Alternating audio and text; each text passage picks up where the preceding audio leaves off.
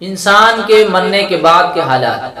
Science کی نظر میں انسان کے مرنے کے بعد ٹھیک ایک دن بعد یعنی 24 گھنٹے بعد سب سے پہلے انسان کی آنتوں میں ایسے کیڑے مکوڑے کام پر ایسے لگ جاتے ہیں کہ وہ اپنا کام شروع کر دیتے ہیں اور بھی کیڑے مکوڑوں کو دعوت دینا شروع کر دیتے ہیں۔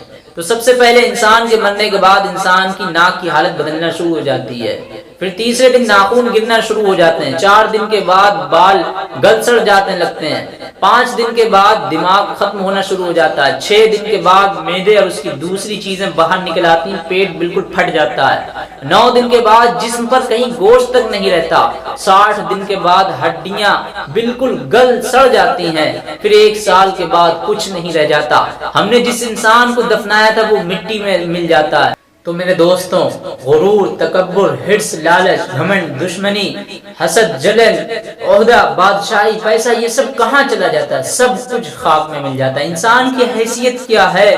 مٹی سے بنا، مٹی میں دفن ہو کر مٹی ہو جاتا ہے۔ 5 یا 6 فٹ کا انسان قبر میں جا کر بے نام و نشان ہو جاتا ہے۔ دنیا میں کر چلنے والا انسان، اپنے آپ کو طاقتور سمجھنے والا انسان، دوسروں کو حقیر سمجھنے والا انسان، دنیا پر حکومت کرنے والا انسان، قبر میں آتے ہی اس کی حیثیت صرف مٹی رہ جاتی ہے۔ تو میرے بھائی، انسان کو اپنی ابدی اور ہمیشہ کی زندگی یعنی آخرت کی فکر کرنی چاہیے، خوبصورت اور پرسکون بنانے کے لیے ہر وقت فکر کرنی چاہیے، اللہ کو یاد کرنا چاہیے۔